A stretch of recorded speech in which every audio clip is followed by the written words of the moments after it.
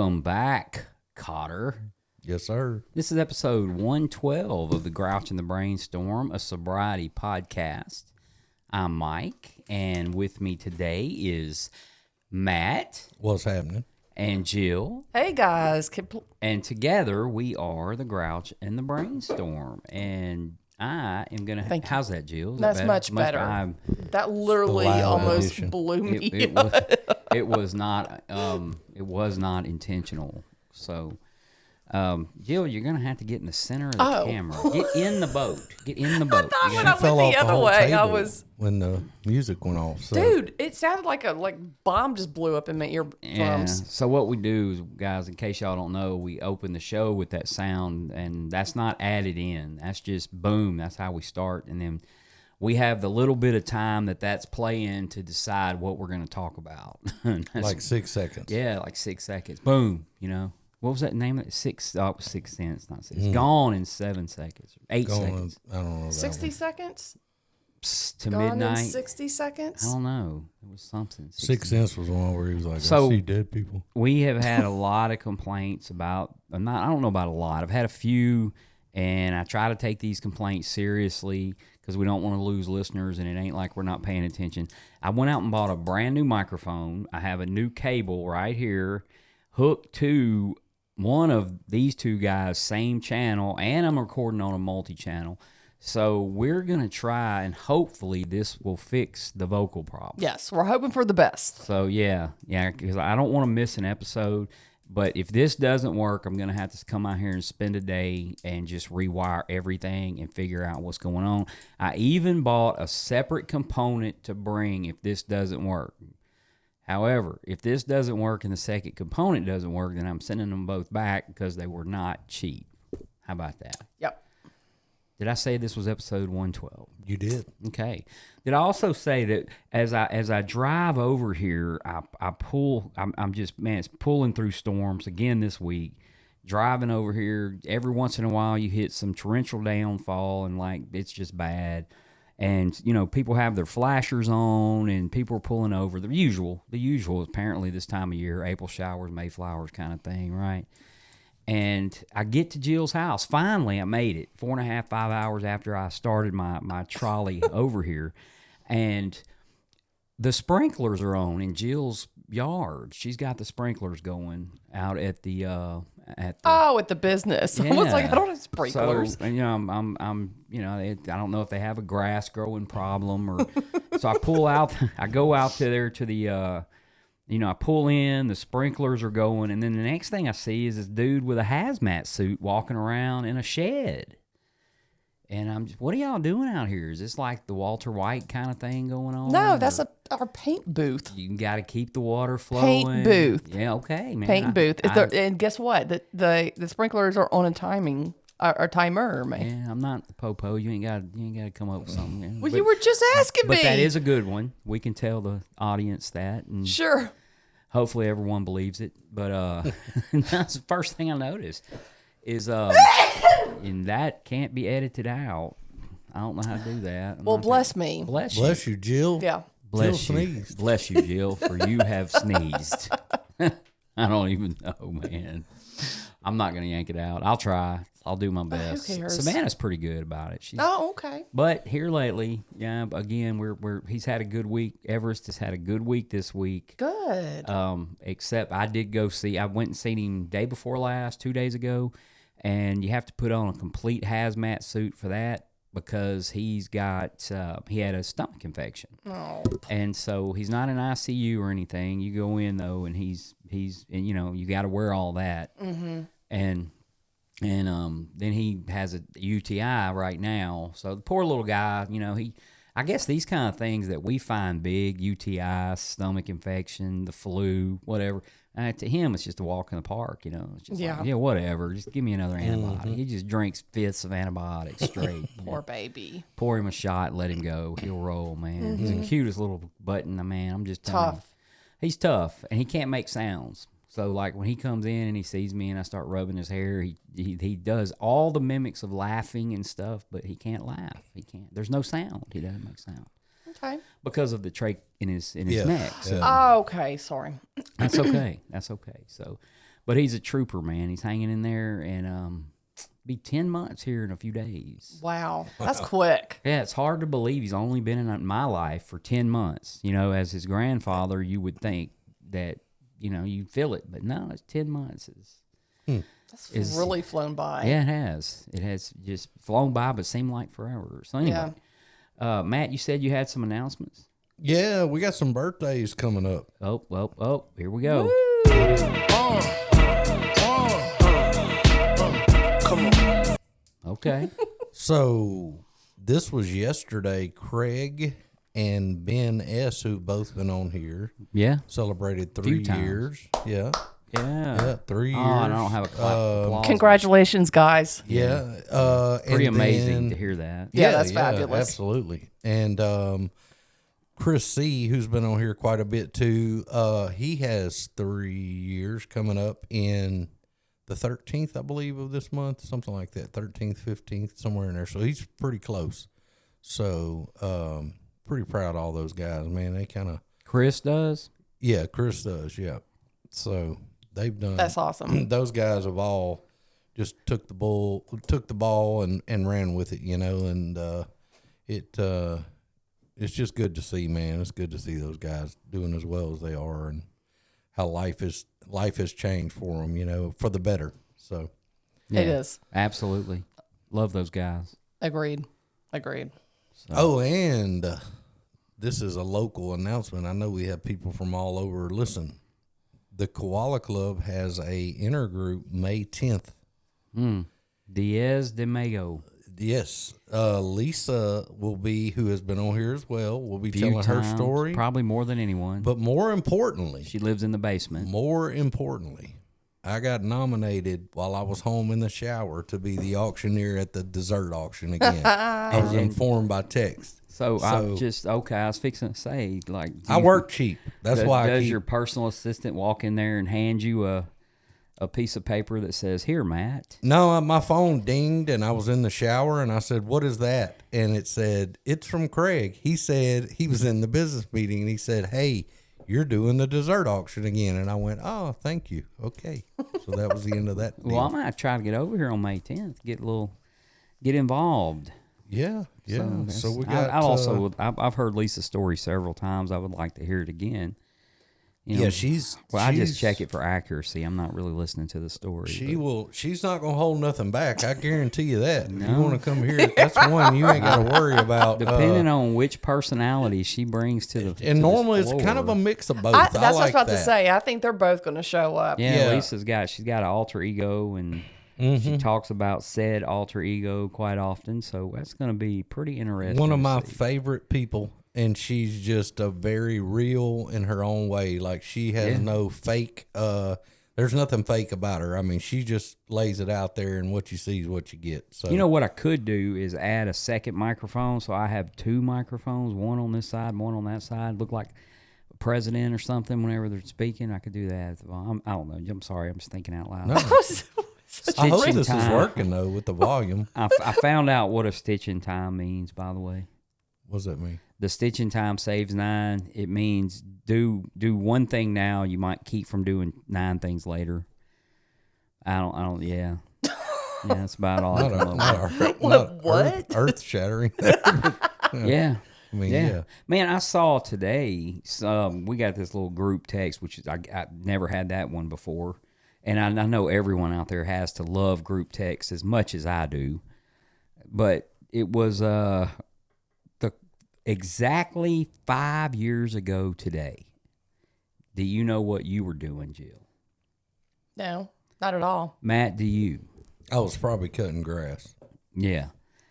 I was getting ready to go on Zoom, of all things, and tell my story on Zoom during COVID. Oh, okay. They Yeah. had an intergroup, and someone put it on our Randy T, put it on our thing today. A picture of where Mike W is going to tell his story on Zoom here, and that was pretty cool. Okay. That was 5 years ago today.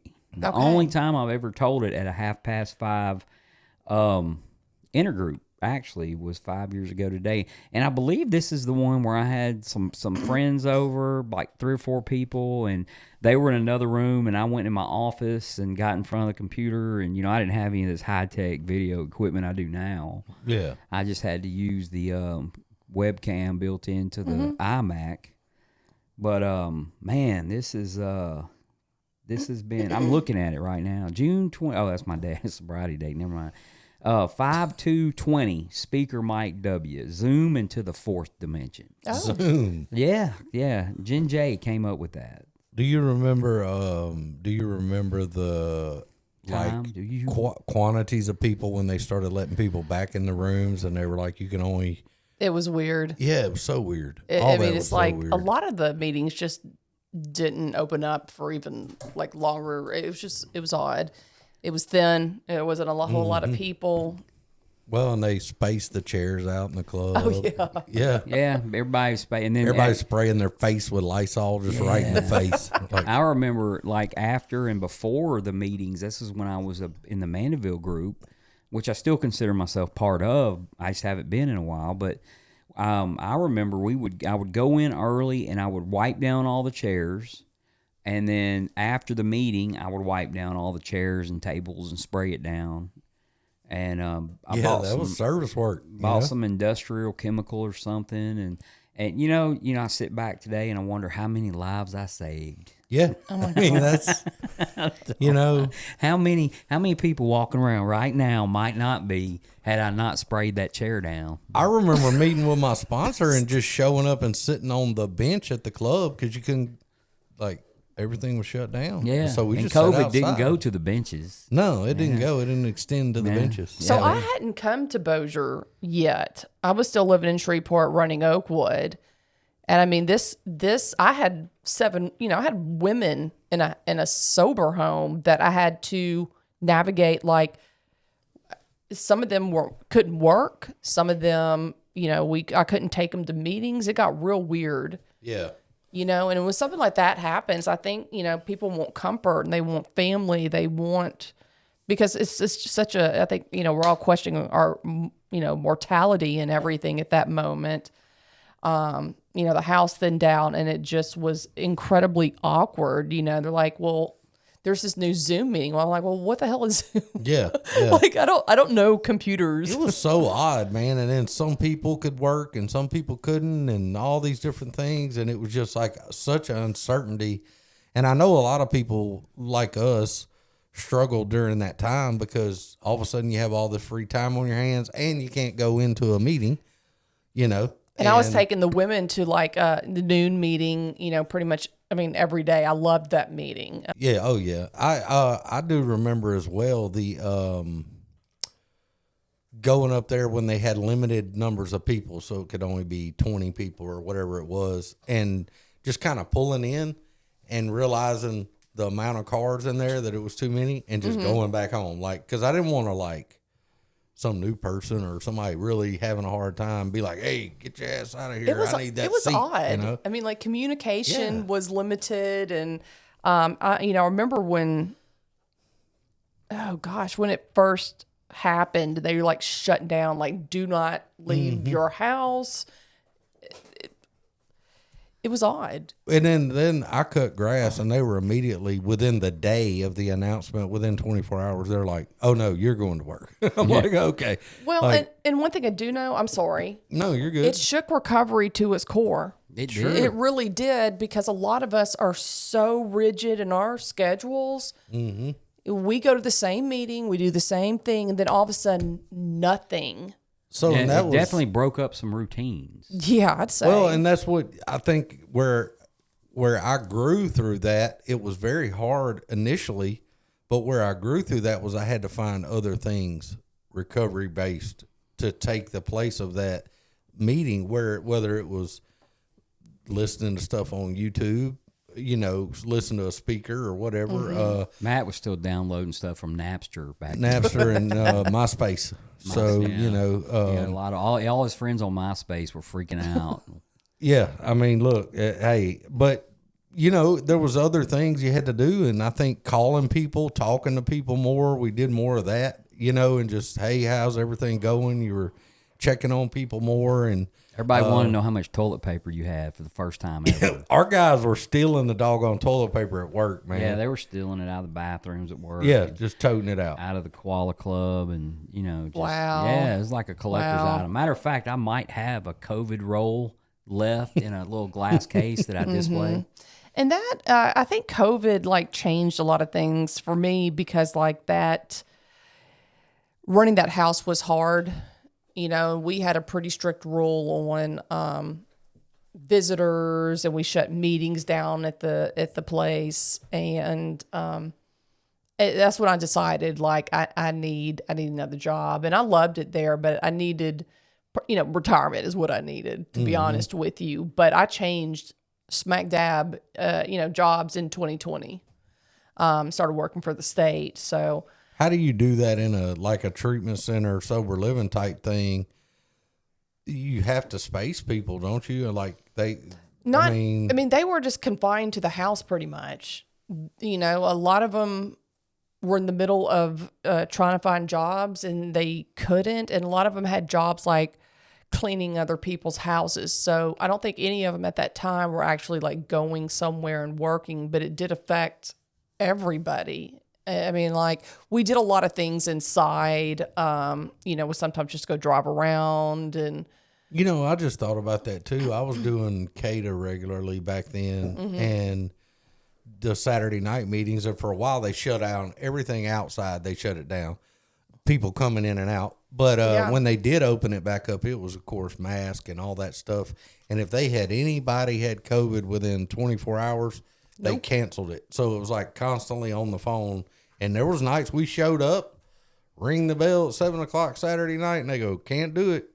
Got to go home. And we turned around and went home, But it was definitely challenging. It really was. Because like for a while there were no meetings, period. Yeah. There were, Zoom, nothing. Well, yeah, Zoom didn't start up till maybe 2 or 3 weeks after COVID. And I remember I was house sitting for a friend, and it's just, I felt really odd and just stranded because at this point we didn't know if we were all just about to die. Mm-hmm. And I knew it was odd. It was a very odd time, a very unsure time. And I think with a lot of us, we don't like change. We don't like the unexpected. And that was a really intense moment of, not knowing what's going to happen. And I think too, though, what hit me through that was like, what am I going to do? Am I just going to not do anything and just never go to meeting? And I had to do things every day. And we talk about those 5 things. I had to magnify that and find other things to take the place of the meeting. And, so in order to keep my head above water, and I'm glad that we all got through it, sober. Yeah. And that's what Randy was talking about this morning. He's like, man, we all survived that deal and stayed sober, and that's awesome. So it was. I mean, like one thing I knew, that I still was doing was helping these women like make it through something that scared them pretty badly. I know a couple people that get scared to the point of, just I guess I would call it anxiety, then they were just like wondering if the world was going to end, I thought we were all done for. I mean, because when they were starting to show the numbers in New York and you watch, I remember watching like we have a first confirmed case of this in China or something. Then all of a sudden when it made its way over the sea.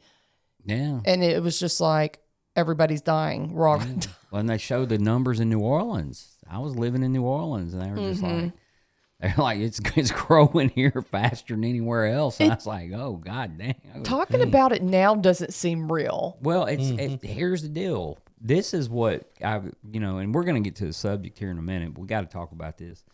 But we walk into a room, even now, 3 years later, right? We walk into an AA room. It's full of people. We don't bat a lash.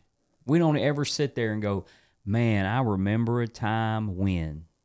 We don't, nothing. It's just like, I'm almost like we don't want to talk about it because it might come back. Yeah.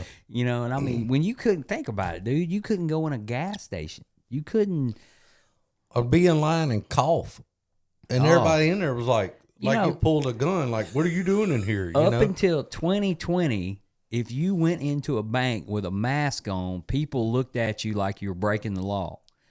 After 2020, if you went in a bank without a mask on, people looked at you like you were breaking No, the you're law. right. You're right. Which I don't really go in banks, but I'm just saying that's just some of the oddities of this craziness that went on. And I remember like for that first 2 weeks before Zoom and before all this other stuff, I would actually sit down. The meetings down there ran from 6 to 7, and I would sit down at my desk, cut off the phone, nothing, believe it or not, and just read my big book for a solid hour. I would just pick a story in the back and read that story. And for 2 weeks, that's what I did, just because, I got to have recovery. Mm-hmm. But, ain't nobody want to do it, so I got to figure out what to do here. Yeah, absolutely. It's a little different situation, but Big change of meetings, but, I made it through it, and, not a lot of people, like a lot of people did, but also a lot of people. Barry Manilow it, baby. You made And it then you think about this. Wait, too. what? They started sending Barry those Manilow. money to the folks that couldn't work or whatever, right? And they were helping, the government trying to help.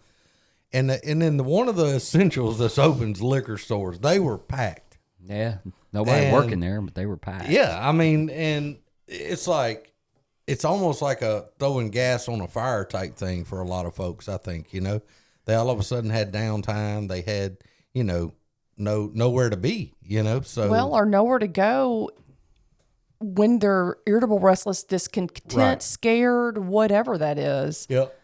And I think like left to our own devices, that got us into a lot of people into a lot of trouble. I'm glad I have such an amazing support system, and group of friends, and that it didn't affect me as much as it did others. I was able to sail through it, even though I didn't like not being in meetings. I didn't like it either, but I got through that part, and I remember looking back when everything got to rolling, and I went, okay, so this wasn't a bad deal because I learned some things about my recovery. Like I learned about my sobriety of things that I have to do, what I appreciate about it. I kind of took the meetings for granted. Before that, I was going every day, and then you can't. Well, what do you do then? And so I did. I learned through that process, and I think overall it helped. I mean, I hate that COVID happened, but Yeah. I did a couple of Zoom meetings. I wasn't like the biggest fan, but I know it was a means to an end, or whatever.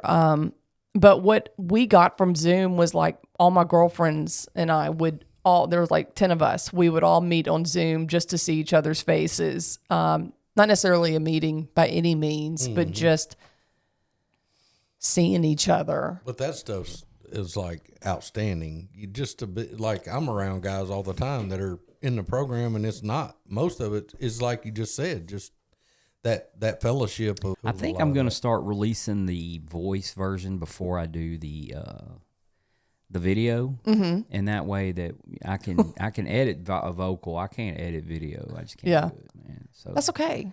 yeah. I'm okay with stuttering on, live stream or whatever this is. So it interrupted the day in the life of a recovering alcoholic is what COVID did. It for me. Sure. And I was just your regular, average, everyday recovering alcoholic. So I went to a meeting every day.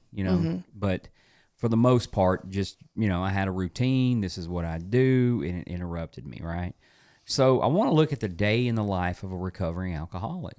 That's what I want to talk about today. I think that there are a lot of myths. Or not, I wouldn't even go myth, right? I would say maybe preconceived notions about the way an alcoholic in recovery lives. Like, are you talking present day? Present day, yeah, that's fine. Okay, I mean, okay. obviously it changes, but you can go present day, right? I Googled the day in the life of an alcoholic, right? Recovery. Yeah. And let's see what Google says. Okay. It says, a day in the life of a recovering alcoholic involves building structured routine, Okay. Check. focus on recovery activities, and maintaining a healthy lifestyle. Check. This includes attending meetings, practicing healthy eating and sleep habits, engaging in hobbies. I thought it said hobbits at first. I was just like, wow, I'm not engaged I in did any that during hobbits. COVID, but I don't want to talk about it. Yeah, that's how it spread, man. Just left that there in 2020. And seeking professional support. So here's a more detailed look. Morning, wake up and establish a routine. A structured morning routine can help stabilize a day and reduce the risk of relapse. So, in other words, wake up, get out of bed, I drag a comb across my head. Yeah. I don't drag combs, but I don't. Yeah. brushes of any kind. Yeah, I don't. Have to have hair. So Well, yeah, That helps. Kind of with you, Matt. but you wake up and establish a healthy breakfast, nourishing the body with a balanced meal can improve energy levels and overall well-being according to blah, blah, blah. Hydration, drinking water is crucial for replenishing the body after night without alcohol. Boy, it's really important after a night with alcohol because, good Lord, I could drink a gallon of whatever. It always was. made me sicker. Man, water did? Yes. Man, I had to have some water, boy. I was just, Gatorade too. man, I was like a prune.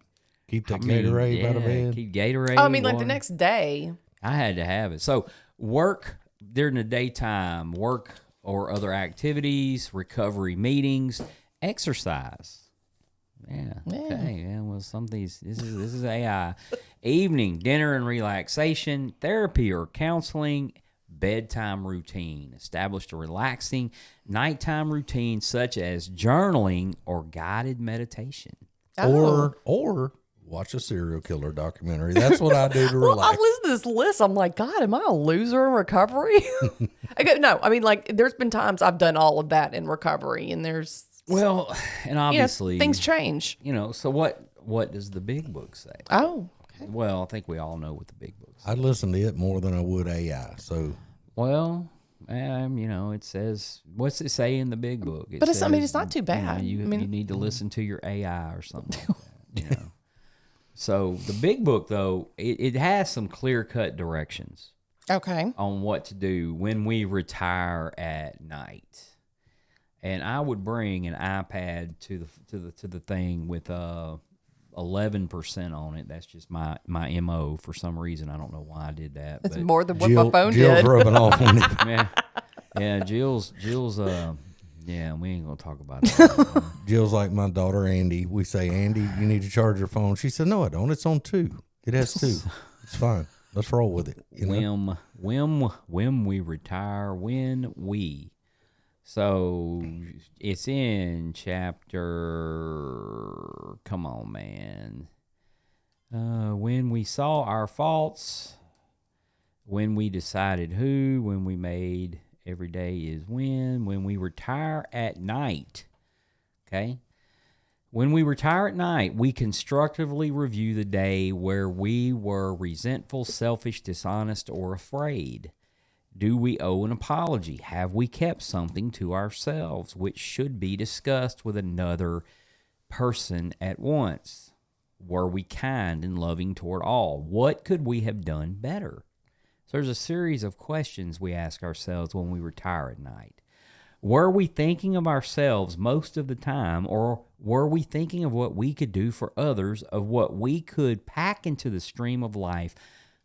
But we must be careful not to drift into weary remorse or morbid reflection, for that would diminish our usefulness to others. After making our review, we ask God's forgiveness and inquire what corrective measures could be made. So really quick, guys, not really quick, you can take your time. When you retire at night, do you ask yourselves those questions? I wouldn't say I do it in that way of that it's put right there. Okay. But I do have a routine, living one day at a time, and I guess it's my way of doing that right there. But when I first get to where, hey, it's time to retire, I spend 5 minutes and I go, I gotta fix this tomorrow. This didn't go right, whatever it might be, and then I shut it off. I'm not gonna lay there all night. That used to be my old habit, was lay there all night and beat things around in my head. and I've learned to just go, nope, I can't do nothing about it right now. I'm going to correct that tomorrow. Here's 5 minutes. I'm done. And then I just spend that last time either watching something or doing something relaxing that has nothing to do with that and just takes that, Okay. Yeah, I don't say I necessarily do it just like that. I think I've been sober long enough that what am I trying to say? That it comes automatically. Yeah. I think that I've learned, I mean, I'm not saying I'm perfect and I don't make mistakes, but I know immediately when I do something or say something or whatever it may be, and I'm able to like correct that then. I don't like sit on stuff throughout the day and I think that comes with with maturity and recovery. If you are doing the deal, you're watching it as it goes. Absolutely. And so I think that we've learned after a period of time, to control ourselves in a way that we don't do it as much anymore. Mm-hmm. Exactly.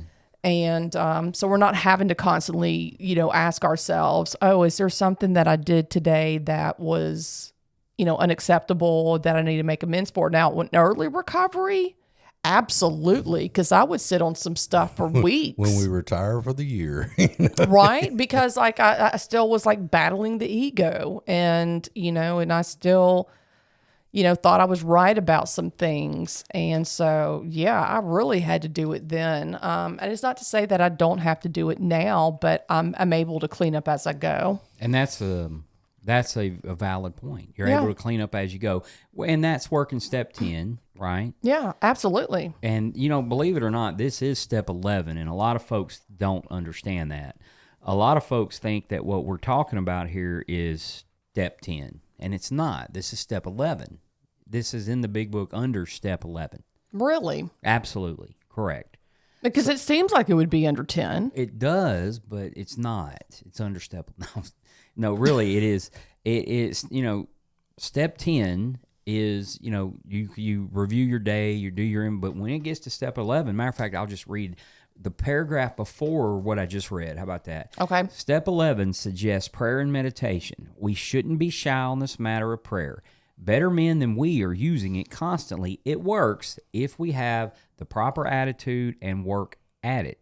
It might be easy to be vague about this matter, yet we believe we can make some definite and valuable suggestions. Mm-hmm. And then it immediately goes into when we retire at night.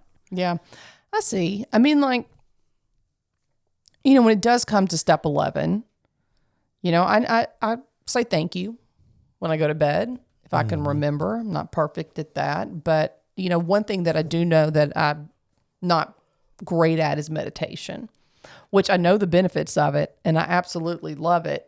Do I do it? Well, Not as often as I should be. it depends on the meditation, how you view meditation. Absolutely, because there's many different forms of it. And I mean, I bass fish, okay? I'm not a hippie out in California, and when I heard meditation, that was my first thought. Is like, I'm not wearing yoga pants or beads or any of that. And my sponsor said, what is meditation? It's thinking about something. yeah, That's pretty much it. And so I can do that. I can do that sitting on a lawnmower. Yeah. So my way of doing it may not be the way Jill does it or Mike, but I'd actually do a lot of that when I'm thinking through things, I like to think that I think. I like to think that you think too. Jill. Thanks, Mike. A lot when I'm mowing. I know that sounds ridiculous, but that Man, is. I only there's, thought when I was mowing, Lord, we'd all be in trouble. 'Cause I ain't mowing nothing. there's a lot of gratitude that flows through me when I'm mowing. 'Cause I get to see my home, my property, my garden, my pets. And it just, I'm filled with gratitude. But that's the only true time where I am absolutely silent. Is when you're mowing. Yeah. I mean, even when I'm driving, I maybe listen to a podcast or listen to music, and I spend about 15 minutes praying in the morning. Yeah. So are you meditating when you're mowing? I'm quiet. And like I've said before, they say that prayer is talking to God and meditation is listening. Yeah. And so I do. I just sit there. And I think on mine, I need to throw this in. I do that fishing a lot. Yeah. It's normally solitary or around maybe one other person that it's quiet. Bobby and I can fish when it's just him and I. We may not talk for 2 hours. I catch in the so boat many and fish, just never. I can't do that. We don't. We have a lot of empty time. You know, he doesn't, but I do. You know, but a whole lot of hauling water. But when I can think about something without the day-to-day, everything's going on at one time. I'm at work. Problems are going on, whatever it might be, kids, whatever, not problems necessarily, Everything. but just everything going on around me. When I can stop and think about some things I need to think about in that type way, where it's quiet and I don't have to rush the thoughts and I can kind of let it come to me. And that to me is the way I meditate. And to be honest with you, while mowing, I think my thoughts just go all over the place. So I don't think it's really a meditation, to be honest with you, because I'm probably just filtering through just so much BS. I mean, that's what I do too, though. And it's like, hey, and eventually I'll slow down in my head enough to kind of be able to think about some of that stuff. I guess it happens so fast. So we talk about meditation. So let's move the next part on awakening, right? We did when we retire. For some reason, it puts when we retire first in the big book. But upon awakening, let us think about the 24 hours ahead. Okay? So we're thinking about till tomorrow morning at that time. We consider our plans for the day. I got a conference call at 10, I don't know, massage at 3:30, tea time at 8, whatever, right? We consider our plans for the day. Before we begin, we ask God to direct our thinking, especially asking that it be divorced from self-pity, dishonest or selfish, self-seeking motives. Under these conditions, we can employ our mental faculties with assurance. For after all, God gave us brains to use. Our thought life will be placed on a much higher plane when our thinking is cleared of the wrong motives. Now, I read all that to read this. In thinking about our day, we may face indecision. Okay? So we just might not know, right? I don't know yet how I'm going to handle it when I get to court. Or when I see my child's mother at the gas station when we exchange kids, right? A lot of these things are just real life scenarios. I've never actually exchanged kids at a gas station, which sounds creepy. We may not be able to determine which course to take. Here we ask God for inspiration, an intuitive thought, or decision. And then we relax and take it easy. Yeah. Yeah, we don't struggle. We're often surprised how the right answer comes after we try this for a while. What used to be a hunch or occasional inspiration gradually becomes a working part of the mind, but we relax and take it easy. So we ask God, hey, look, here's the thing. How am I going to react when my ex-wife's husband drops the kids off with me at the gas station, right? Never happened in my entire life, but it does happen. How am I going to react? Well, I'm faced with indecision, so I'm going to ask God to handle it, and I'm just going to relax.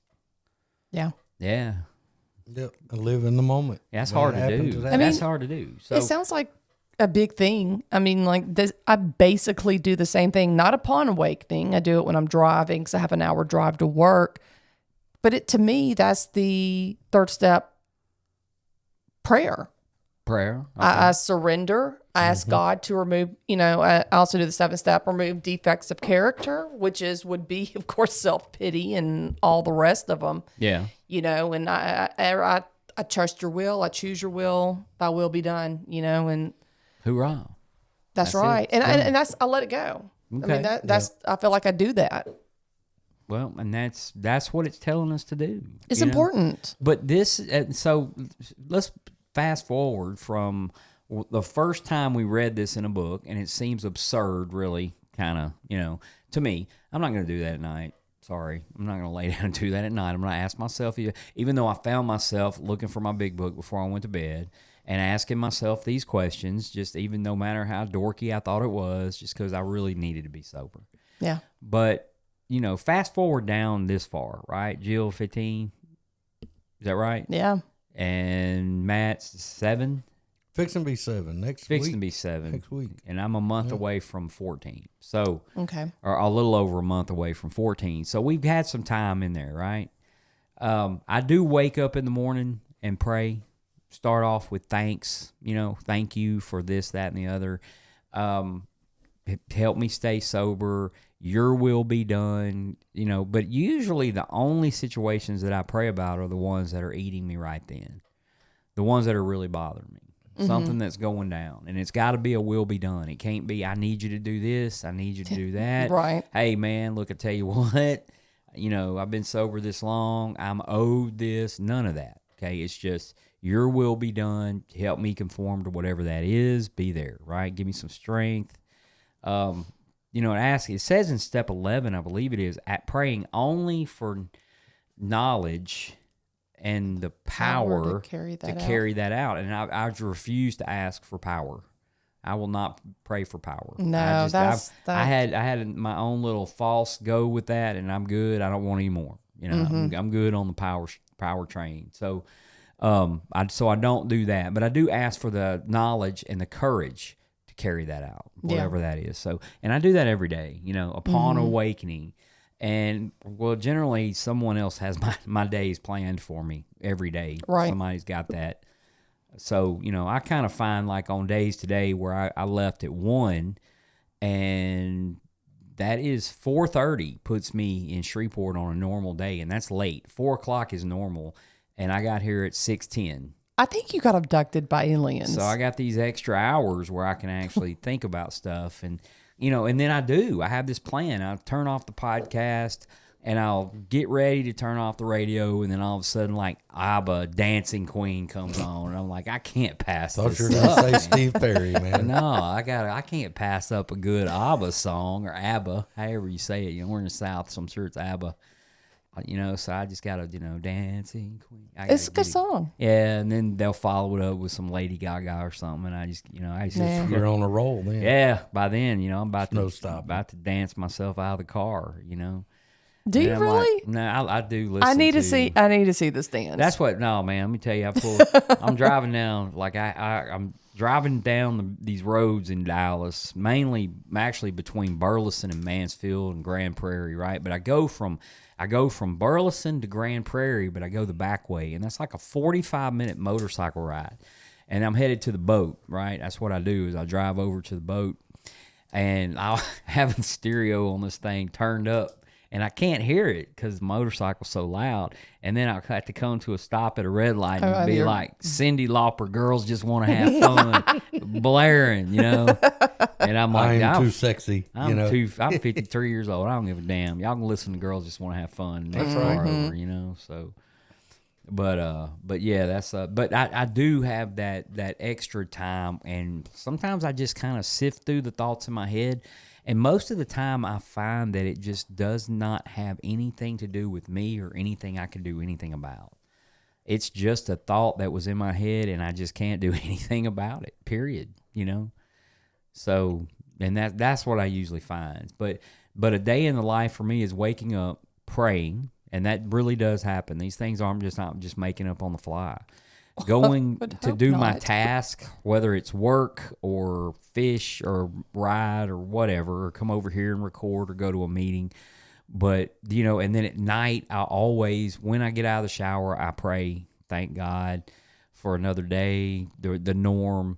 I very rarely think about, could I did better, what I do wrong, unless I'm feeling uneasy. And then if I'm feeling uneasy about something, then I will sit back and look at it and go all the way as far as what's my part in this situation.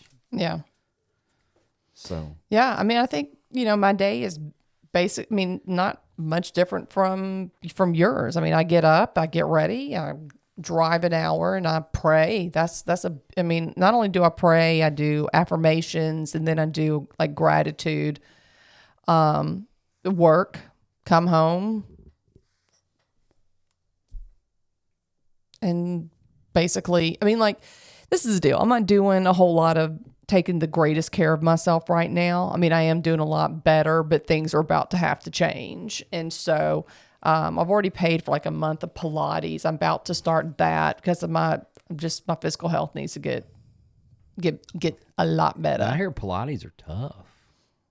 I think it'll be good. Yeah, I mean, I agree. I think it's gonna be tough.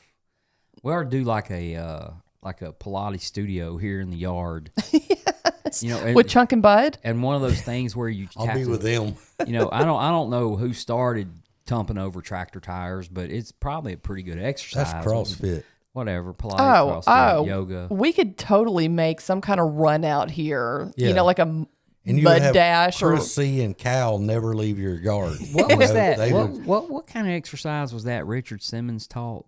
What was that? Oh, jazzercise. no. I don't know. It was wild. Aerobics. Aerobics. Nobody- you never hear anybody say, "I'm going to my aerobics class." I tonight." No. knew when I saw them shorts he had on, I didn't want any part of that. No, those days of Jane Fonda and Well, I can't wear those. well, you know, hopefully no one's wearing I don't know how those. Richard pulled it off. but Richard pulled it off and I made a can't do gazillion that. dollars doing it. I've got man. that physical condition that allows me not to do that. I can't. Just not going. Can't do that. I don't want to like put something on like that and then they like maybe I have a stroke or something and they find me and Yeah, they go, and he's "Hey, got- your kids, your pops was wearing Richard Simmons shorts." He's got the, the the red, white, and blue with the stars on a butt cheek. Everybody's one at the butt funeral cheek, going, "Yep, you shouldn't have wore those." and that little tiny tank top. You know, like Oh yeah. like. And he was excited about that daggone working out, man. And he you was know? up until he passed away. He was very energetic, but you never hear anybody say they're going to aerobics anymore. Well, no, because that was an '80s thing. I think it's more specific now. I mean, Like- there's all kinds of stuff that was around in the '80s as well, but yeah, that we exercise differently. I mean, that was a fad. Now I'll tell you one that I've worked out with. If you're ever bored, is look on what's the public station? PBS. Yeah, and they have the retired folks that are in the nursing home, and it's called Sit and Be Fit. And they sit in a chair, swear to God, they sit in a chair, and the lady's like, "Let's do finger raises," and then they do each finger. Hey, and I'm like, that's important this is for my senior people. citizens. Oh, I know, but I was like 25, and I'm like, I can do that. I can lay in my chair and do that. I'm so fit. Wiggle your toes, I watched Dr. Jonathan on his Instagram or TikTok. Yeah. Hey, he's an animal, bro. He's got this. He's almost like a shake weight, Matt. Remember the shake Oh, weight? the Yeah, little yeah. twisty turny Oh, deal. Yeah, man. He's got a grip, and he just tightens. Let me and tell you loosens. something. He's amazing. Oh yeah, yeah, Where I was having like crippling pain, like crying, I have none. yeah. Zero pain. I mean, did I just shout out a plug? I'm just saying he's Until you start Pilates. well, and that's the deal. I've got to keep moving, and it was very abundantly clear that I just haven't been moving. So he's our age, right? I think he's younger than us. Jonathan's younger than us. Yeah. He was been on the show before. He has Yeah. younger. So Yeah, he's younger than us, is he? like in his 40s, I want to say. Well, not that much younger than us. Okay. I don't know, man. You and Jill pretty old. Well, we're getting there. But he Like early 40s or late 30s. Yes, I swear. somebody text this cat and ask him how old he is. Done. But he can. I will honestly say though that if you think about what he like, I stop and watch some of his TikToks sometimes. I really don't have health issues. Like I don't. But I stop and watch him sometimes, and whenever I see some of the stuff he's pushing, I can see where that would help someone, especially my age, because it's easy.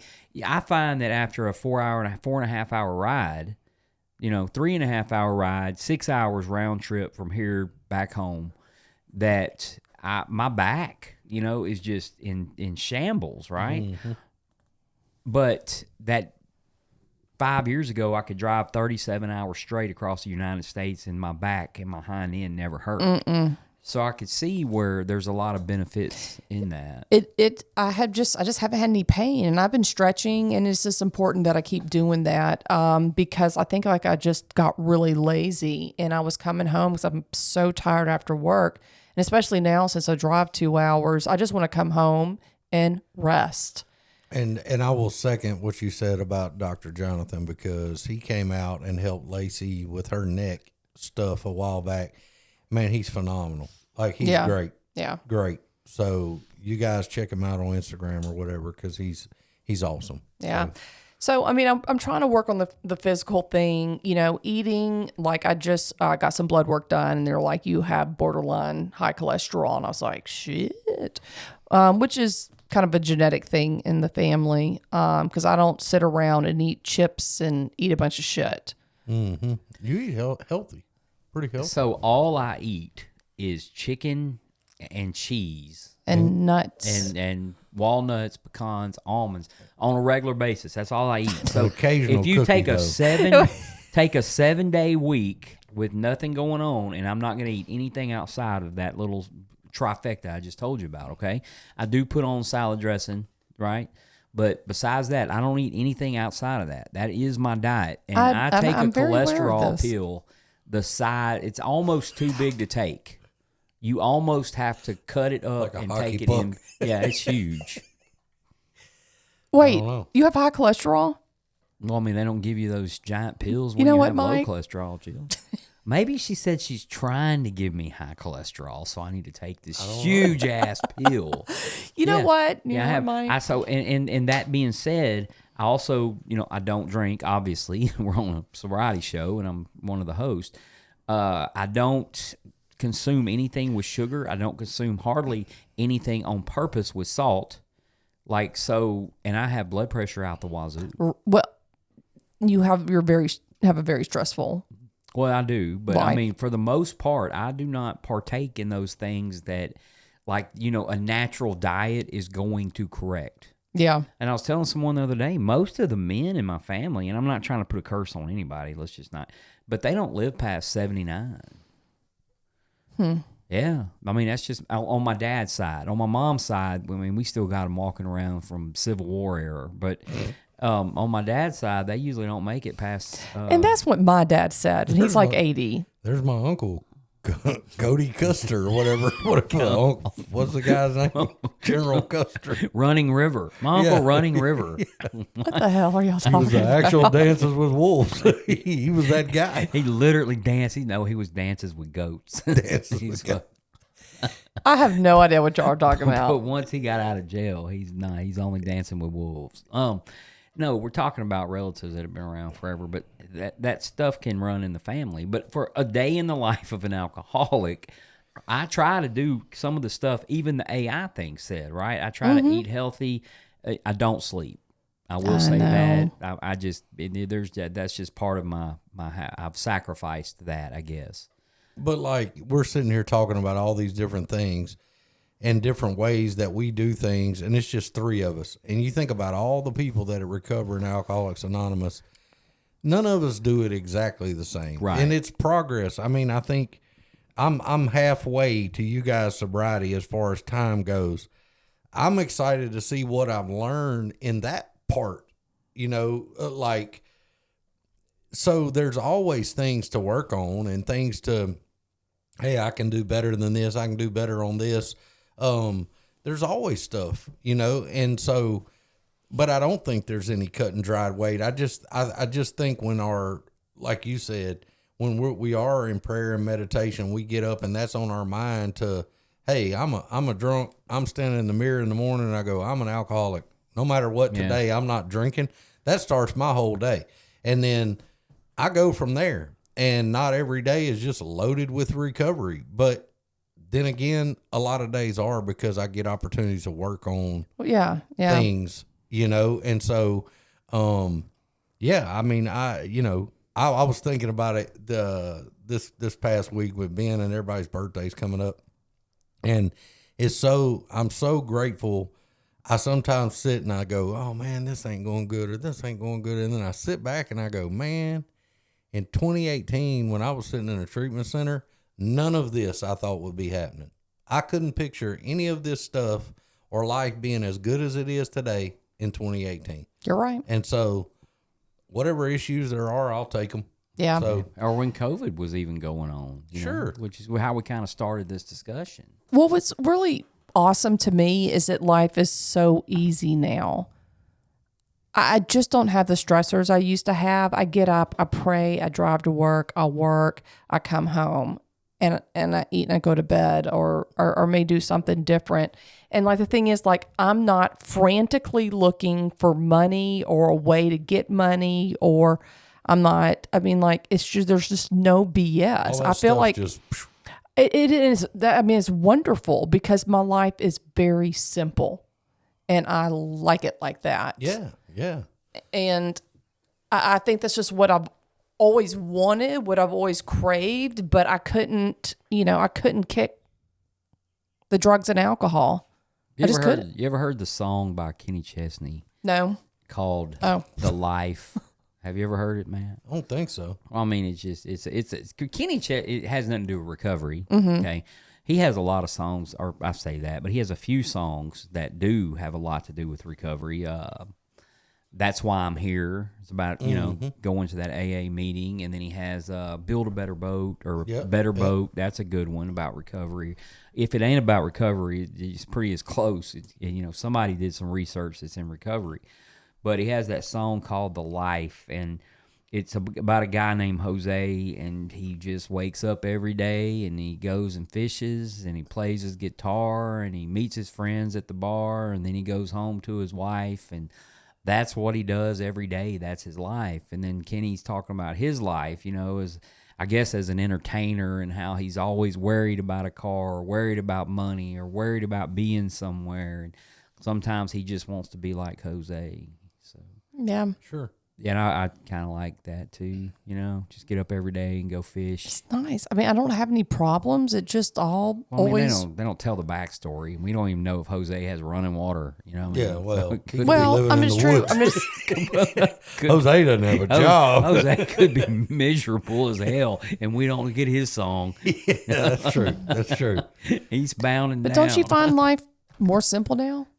More simple? I absolutely. tell you what, more simple than it was when I was drinking. I'm not trying to cover up as much crap.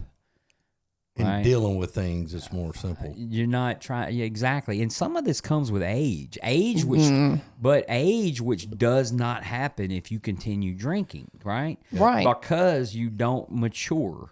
You're right. You're just you don't mature. You can cut yourself in half and you just have the same amount of rings as everybody else, but up in the head, you are not maturing past a certain date. Like, I like what Jill said too earlier about how it's not a thing of go home and sit there and go, who did I screw up today? Because you've practiced that to where 90% of it, 95% of it, you catch it quickly. Immediately. And that's a good way to live, and I find myself doing that. It's things, man, that serenity prayer, I'm telling you, is just, it's it for me. And things fall, and I always want to control everything going on, and I have to learn that I just don't control very much, and I have to let it go and let God take care of it. Yep. And the more I practice that, the more chill and peaceful my life is. Yeah. You know? Yeah, I'm not opposing anything. I'm not defiant. I'm not fighting anything. I go with the flow. And let me tell you, that is what made life easier right there, because I feel like I was battling me the whole time. It's like that joke about the Zen master that we'll see. Every situation that happens, they go, well, maybe it wasn't bad. Maybe it is bad. And I mean, it's kind of that attitude, but it's letting God do it and then just see what happens. Yeah. It's a lot of peace in that. Sure. man, I woke up the other night and my apartment that I live in over there, it wasn't cooling. Okay, let me. I felt like the air had been on for a while, right? And I was just like, man, this air has been running forever. It seems like every time I pay attention to it, it's running. Now, how would somebody know that, right? I know that's crazy, but I have microphones in my apartment set up, kind of like we have here at the studio, and they're hooked to a music or an audio program. And when the air's running, the audio is always up at a certain level, right? And when it's off, the audio goes down because it's picking up the ambient noise. Mm-hmm. And so I was thinking every time I walk by that computer that, the air has been running constantly. And I have this big old ice machine that makes ice, and it has humidity all over it. So then I go in the restroom. This is 2:30, 3 o'clock in the morning. I've been asleep for an hour. And I go in the restroom, and there's water leaking out of this attic-looking thing. And my apartments are new; they're brand new, right? I might be the second person to ever live in it. Mm-hmm. And I'm thinking to myself, man, this is tough. So I go cut the air conditioner off, physically cut it off, right? Yeah. Set to 71, and I was like, it was just still eating at me. And I was like, I'm fixing to pull up my bill. I'm going to look at my electric bill, right? See what it is. It tells you what it is, like right then, up, and it comes due like on the 4th or 5th or some crap like that. And so I looked at my electric bill, and it's $383 for 1-bedroom apartment is where my electric bill is at right now. That was a few days ago, right? You're like, what? And I was like, and I immediately wanted to freak out. I just like that. But at that point, I was like, there's nothing I can do about it. Nothing. Not going to pick up the phone, call, gripe, nobody. I did make a work order at my apartment. They came, they had to replace my entire air conditioner outside on top of fixing my washing machine because it was broke. But anyway, they had to do a lot of stuff. But, there was no point in freaking out. It is what it is. Yeah. Kind of thing. And I didn't live that kind of life before. I would be so pissed. I'm not paying that electric bill. Well, let's see how that gets you, Ted. Right. Yeah. I feel like I have that conversation a lot with my clientele.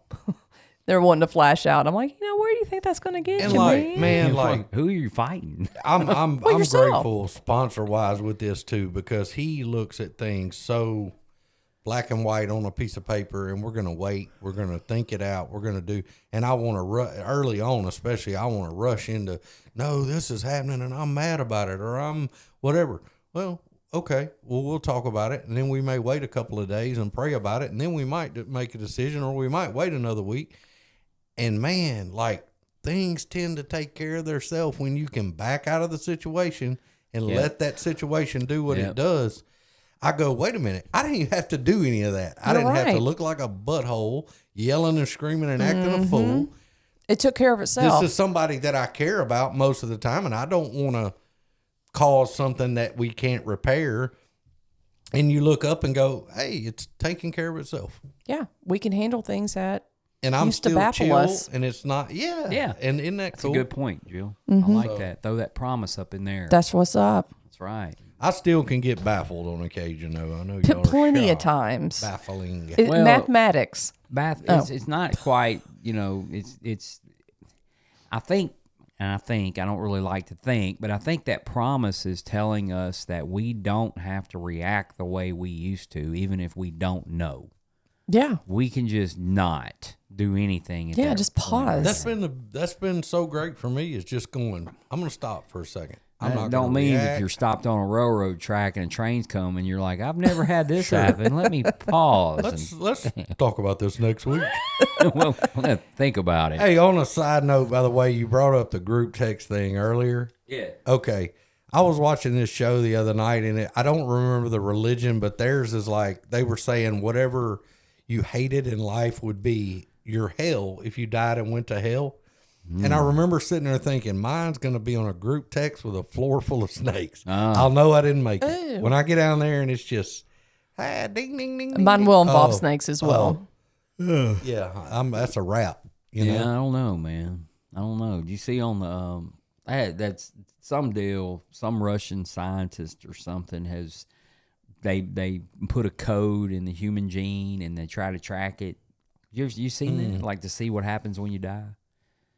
No, I watched. y'all might want to Google it. Just I've been watching cult leader stuff lately. 'cause the ladies of Jonestown. I haven't seen that one. Do y'all know what Jonestown is? Do you know Yeah. what Yeah. that is? Kool-Aid. Jim Jones. Jim Back in the day, it Jones, was yeah. not Kool-Aid. It's Flavor Aid. You're gonna get a bad rap for the Kool-Aid man. I like Kool-Aid. But there's a show about I don't know what it's on. One of these things, the ladies of Jonestown, right? It's about the ladies of. I thought it was like some kind of Playboy spread or something, but apparently it was how they the, Mike. apparently it was the ladies of Jonestown and then one guy, that one fella. Watch the Norm Macdonald cult leader. Him talking about people figuring out they were in a cult. Well, there is like a How to Be a Dictator or something on Netflix. Yeah. You ever seen that? I haven't seen it. I it's want pretty, to. pretty. Like it's you know who Peter Dinklage is? Yes. I love that guy, right? And I didn't even realize it until him and Rob Lowe narrate so much stuff. And at the end of this particular episode of How to Be a Dictator or whatever it was, right? And it said narrated by Peter Dinklage, and I was like, "Wow, this dude like is everywhere." Yeah, he's got a deep voice, right? He is just amazing. But I don't know, he has a narrator voice. That's And awesome. Rob Lowe has the best voice in the world. I really like his voice too. He can do, and that takes me to is it David Attenborough? You know what I'm talking about? No. He's a name. British guy, and he narrates a lot of, the turtles are going to the ocean this year. Right? And you don't know what I'm talking about? I do. Now that you David said that. Attenborough. I mean, he's 98 Those years BBC old. documentaries and stuff. Yeah, I don't be doing the BBC, man. I don't know what you're talking about. But he British. British. Yeah, Bass Boat Central. I hear you over there, Bass Boat boy. Central. He's Matt. Been looking at some BBC. I apologize. But he narrates all these nature shows. Like if you go on Netflix, you can find a David Attenborough. It'll put you to sleep, man. Watch as the falcon Just stop. devours the salamander. And, slowly picking him apart. I like to watch Snoop Dogg narrate can't the listen animal to y'all. videos. Snoop Dogg narrating is great. Like when a snake's chasing a lizard, and he's like, that's "Oh, a get good him, one. run!" But they had David Attenborough. He's talking about in his latest thing. He's 98 years old. Wow. And not to mention some of these people got really old really fast. I didn't realize it. Morgan Freeman, Anthony Hopkins. Yeah, we have all the boomers are about to some of these to people, croak, man. Yeah, but what happened to their 70s, dude? Like these people went from like 68 to 94. And yeah, it's probably plastic surgery. I think, and I could be wrong here, but like what used to be the Bermuda Triangle has moved over a hair. And like some folks like walk in at 78 years old and walk out at 97 years old. So we got to figure out how to turn around and walk backwards through said. Yeah. I'm still reading my book by Stephen King, by the way. Kind of like that. So, oh man. I told Larry I want that book after you get done with it. I said, Mike told me about it. He goes, "You did? He did?" And I said, "Yeah." I said he was telling me about it, and I said, "Man, I might read it when he gets done with it." And he goes, "Yeah. See if he'll let you read it." I said, "I'm sure he will." And he goes, I said, "You don't listen to the podcast? We talked about it for 15 minutes the other day." And he goes, "I listen to one or two episodes." That's how Thanks, everybody Larry. is. Nobody, you get it. All our friends are like, we don't care. Well, so. my daughter took a clip of our last podcast. Was our last podcast the one on cognitive distortion? Yes. My daughter took a clip of that, of Jill talking, and put that on our Facebook page. So I don't know how many followers we have right now, but I think we had 18 likes on that one. So maybe up to 18 followers. We did manage to get another listener though on the old Spotify. Let me guess. I don't know who it is. Antarctica. Somebody's name is Antarctica. Or they were in it. No, we got another listener. Like we went Not from another 78 country. members to 79. 178 to 179. And no, their name was not Antarctica. And I'm call me a homeboy twice. We are at 180. Homeboy. Yeah, don't say it 3 times or a homeboy will appear. You got to be looking in a mirror or some shit. But look, I'll run through our countries real quick while we got a few seconds. We got Brazil listening in the house. The UK, Singapore, Ukraine, Ireland, Canada, South Africa, Germany, Switzerland, Taiwan, St. Lucia, Russia, Belize, Kenya, Philippines, New Zealand, Australia, Denmark, Bulgaria, Lesotho, Turks and Caicos, India, Italy, Hungary, Saudi Arabia, United Arab Emirates, Colombia, the Netherlands, Mexico, El Salvador, Bangladesh, Poland, and now the latest is the Czech Republic. All right. We've been waiting on them, haven't we? Yeah. Where y'all been? Well, man, come on. Took don't- y'all. They're so always long late to over the there. party. That's right. Dude, we ain't making fun. We don't want to lose nobody. Trust me. Hopefully, Welcome, Czech Republic. the whole population joined. That's where that last two people came from. If you ever looked at the flag for Bangladesh, it looks like an olive. Really? Like a red dot in the middle of a green circle. You know, not that we don't, Spotify, 35.8. Apple Podcast is now 52.9. Podbean, 3.5. Web browser, 3.2. iHeartRadio, 2.3. Overcast. Isn't that Big Boy and Andre? No, that's Outcast. Yeah. I'm sorry. Overcast might be his cousin. Or something. Yeah, Overcast might be Outcast, second cousin twice removed or whatever that is. But we do appreciate it. We got a comment here if you want me to page. Mike's thing is just thank you for, I don't know where it is. Oh, here it is. We got to do right here. Love you guys, but Jill's the only one with her mic turned up loud enough. Good podcast this week. However, the audio is so low, very hard to hear what is being said at times with the audio turned all the way up. All right, dudes, we're trying. I'm spending that Monday. Yes. Throwing some buckies on it. So let's hope let's hope with what I'm doing now and what I can get to that we can do it. And please, please, please leave a comment this week if you like the audio. How about that? I'm going to run it through a couple machines. I'm going to edit myself. I'm going to do a whole lot of different stuff. And I'm even going to release the audio episode first. Okay. So don't think we're not listening to these comments. We really, really don't want to lose listeners. And we really want to encourage our Facebook page to grow so we can get us a good Saturday evening live stream, because that's what everybody wants to do, sit around on Saturday evening and listen to a podcast. But yeah, Matt, yeah. People are like, I love the podcast, but the pen clicking in the background has got to go. Y'all think I would pick this up by now? It's only been 100 episodes. Right. All right, ladies and germs, we've been at Rule 62 Studios right here in the muggy and wet Bossier City, Louisiana. And as always, we been the Grouch and the Brainstorm.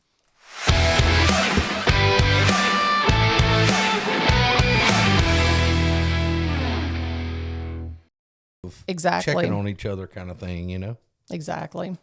And that was the, man, I guess just staying there, because I think we even went rogue and we all kind of met at, we did. I don't think. We all met at Amy C's house, actually. And, Red had our own little meeting. Yeah. That's a good way to put it. I don't remember if we passed around a basket or not. I think everybody went rogue at that point. Yeah. It was like an unheard of anomaly. Anomaly. There was a lot of house meeting stuff, I was taking them to Highland, or I was taking them to Winners.